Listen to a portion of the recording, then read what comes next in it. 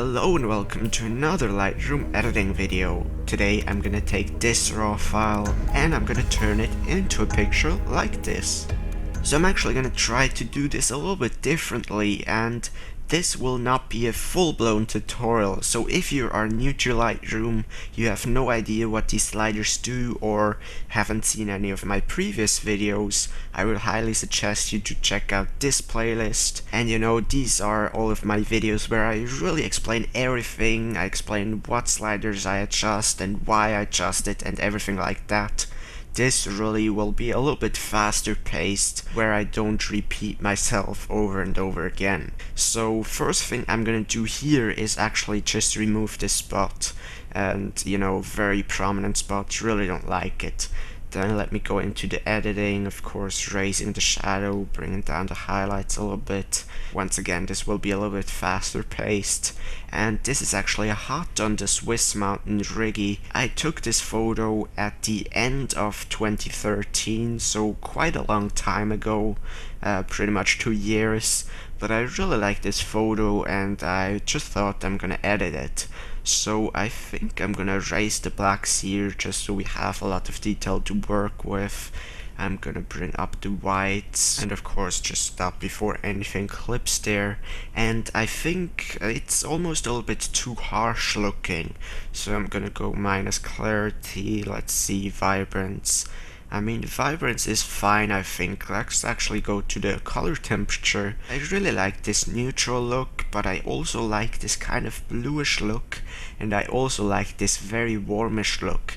I think just because we have the sun pretty much in the frame here, and we have such an amount of actual lighting on the scene from obviously the sun, you know, really harsh shadows so to say, I think I'm gonna go here for a relatively warm overall look to kind of almost simulate the sunset. Obviously it would be always better to actually shoot that sunset, but I think that would be interesting to edit like this. Then let me go down to the tonal curve and just do my basic things here.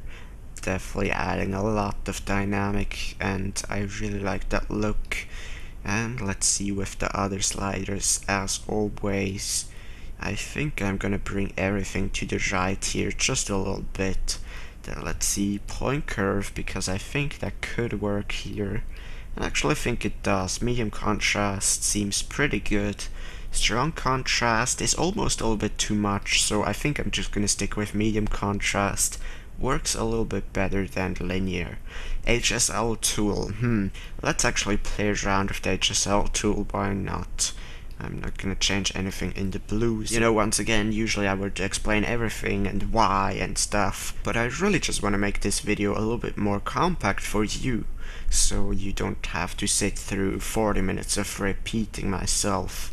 So let's go to the blues with the saturation.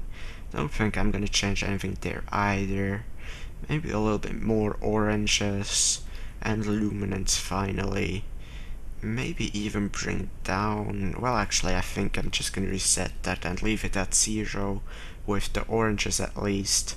And with the sky, maybe a little bit minus. It really doesn't have too big of an impact. Before, after, almost negligible. But you never know with the HSL tools. Then split toning, because I want to make this sort of sunset look alike. I'm gonna add a little bit of warmth, a little bit of orange here in the scene. Let me just fine tune the actual color and bring down the saturation a little bit. Maybe go a little bit more into the orange. And let's see, yeah, I definitely like this look. Let's quickly go to shadows and see what I want to do here. I think that's where shadows adjustments would be a little bit too much, so I think I'm just gonna reset that and go down to the next tool, which is the detail tool. Let me zoom in 1:1 for that. Really beautiful ice cones, or whatever you call them in English, right here. Color noise, definitely some color noise. I'm just gonna bring that to the right quite a lot. Noise itself, really nothing too much, so I'm not gonna change anything with the noise reduction, but I am gonna add some sharpening around 60. Will work pretty well here. then lens corrections down here, enable profile corrections, remove chromatic aberration, just kind of my regular stuff. And you know, usually I try out to bring down the vignetting again, but in this case I'm gonna add some vignetting later. However, I really don't want to add any global vignetting because I want this top right corner not to have any vignetting in it. So because of that, I'm also not gonna mess around with the effects tools, but I am definitely gonna play around with the profiles, the camera's profiles right here, and see if there's a look I like better. I kinda like this, but it's a bit too much in my opinion. Maybe I will go back to it and just adjust the overall vibrance a little bit later. If you know what I mean, let's go to Adobe Standard so we see how it started. It's a bit too contrasty, a little bit too dark with Adobe Standard, so maybe I am actually going to go to camera landscape and exchange, because I really like the look, but I don't really like the amount of warmth that it gives me, and it also kind of added a little bit too much vibrance. So I'm actually gonna go up to the temperature slider and just bring that a little bit to the left again, and vibrance itself I'm gonna actually bring down the slider. So here is before all of these adjustments, and here's after. I really like the look. And I think I'm actually gonna play around with the primary color sliders, but because this is such a CPU intensive task, and of course additionally to that I'm also recording my screen, it will just lag for you, so I'm just gonna do that quickly without recording it, and I'll be right back in a second. So I think I'm done here. Really not that big of a difference, but let me see here. Here is before and here's after, just a little bit of a difference. And actually I think the whole red and kind of orangey tones are a little bit too much just for this hat and this wood right here. So instead of bringing down the color temperature, I think the best option to do here is just grab this little pinpointer and drag it over these tones and just bring them down. Maybe it's a little bit too much. Maybe just something like that. And yeah, I like this look a little bit better. So I'm done with the global adjustments, so now is of course local adjustments. First thing I'm gonna do is grab a graduated filter, just drag it over the right portion right here, and enhance the lighting by quite a lot. I really don't want to blow anything though, so I think that's a good value. Then I'm gonna grab another graduated filter, drag it over the left part right here, and of course bring down the exposure. Really a thing I love to do to create a lot of dynamic and a lot of interest. So let me fine tune that slider right here, and I think I might even bring another one over the bottom right portion right here, and also go minus exposure. It's just because I think it's a little bit too bright for that it is so far in the background. And I think that actually works pretty well. Then let me actually try and bring another graduated filter just over this kind of leftish portion of the sky right here, and just bring down the exposure here as well, so we get even more gradients from bright to dark. Then I'm gonna grab an adjustment brush and make sure the feather is to 100, and bring down the exposure and just kind of add some more custom vignetting on these corners right here, maybe another one on the bottom left right there. And I think that is pretty much it. Last thing I'm gonna do is add some dodge and burning.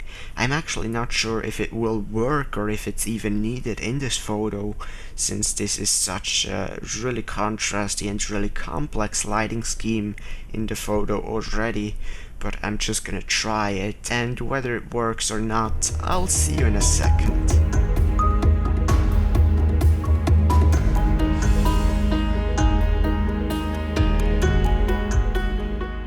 Alright, so I've actually added quite a lot of dodge and burning, especially minus exposure in this case, in a lot of areas. So let's just see, here is before and here's after. It really worked, despite I thought it might not, but I really think it kind of adds a little bit more contrast to the picture. Alright, so let's see, the starting point really will be very dramatic, I think, and yeah, to before and after, it's a pretty dramatic difference. Now, it might be a little bit too much for you, or you might like the neutral look better, and you know, this is just one option to edit this picture. You could go in all kind of possible ways, especially with winter pictures. You can go with the neutral look, you can go with the warm look, or you can go with the bluish look to really amplify the sort of cold mood, although I don't think it works that great if the sun is in the picture and it really, you know, you see the sunlight hitting. But at the end, I think I like the value that we had before a little bit better than the rest. So once again, please let me know in the comments down below if you like this sort of shorter, complete editing videos, you know, where I really go into all of the adjustments instead of just going into like 2 adjustments as I do in the 5-minute quick edits. I really just thought it might be a little bit better to just do it that way and kind of keep it more compact, rather than my super in-depth tutorials where I kind of repeat a lot of things. And you know, at the end it's up to you if I keep doing stuff like this or if I go back to the very detailed explanation style. So please let me know that in a comment down below. I hope you could get some tips or ideas from this video to use in your own editing. If you did so, please leave me a thumbs up. If you did not, please leave me a thumbs down. Be sure to subscribe for more videos just like this one, other Lightroom edits and other photography related videos in the future. Once again, thank you very much for watching. I hope you have a great day, and of course, please take care.